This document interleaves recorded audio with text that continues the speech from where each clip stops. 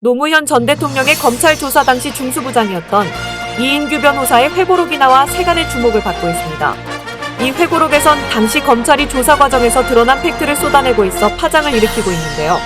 당시 박연차 회장으로부터 받았다는 논두렁 시계로 유명세를 탔던 피아제 시계는 다툼의 여지가 없는 사실이라고 밝혔습니다. 이인규 변호사는 회고록을 통해 당시 상황을 이렇게 말하고 있습니다. 노무현 전 대통령은 정권을 잡자 친구이자 동반자라고 믿었던 쩝쩝이를 중용하게 됩니다.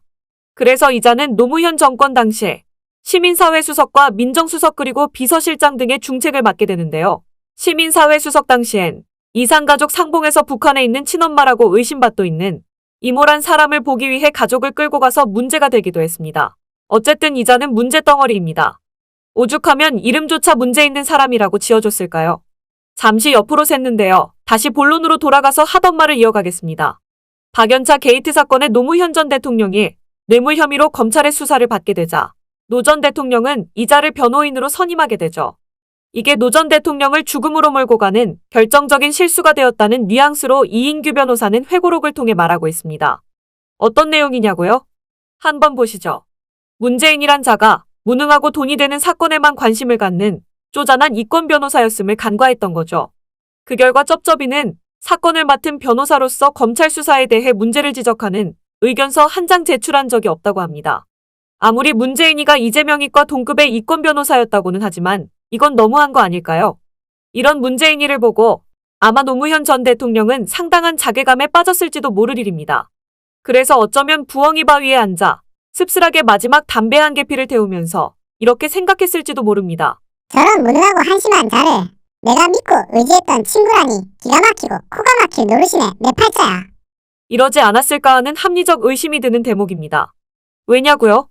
이자는 입만 열면 거짓말이 자동으로 나오기 때문입니다. 잠시 쩝쩝이에 공개적으로 대놓고 했던 거짓말 취임사 한번 들어보시죠. 저는 대한민국 대통령의 새로운 모범이 되겠습니다.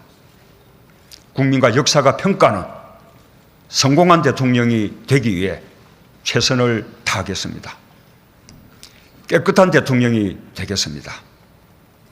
빈손으로 취임하고 빈손으로 퇴임하는 대통령이 되겠습니다.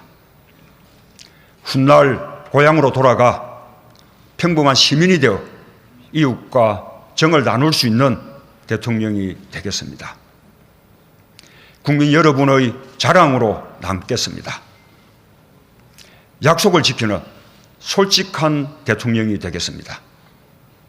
잘못한 일은 잘못했다고 말씀드리겠습니다. 거짓으로 불리한 여론을 덮지 않겠습니다. 공정한 대통령이 되겠습니다. 특권과 반칙이 없는 세상을 만들겠습니다. 상식대로 해야 이득을 보는 세상을 만들겠습니다. 이웃의 아픔을 외면하지 않겠습니다. 그래서 이인규 변호사는 당시를 회고하면서 노무현 전 대통령을 죽음으로 몰고 간 사람으로 문재인을 지목하고 있을지도 모릅니다. 발빠른 뉴스 강수정 기자였습니다.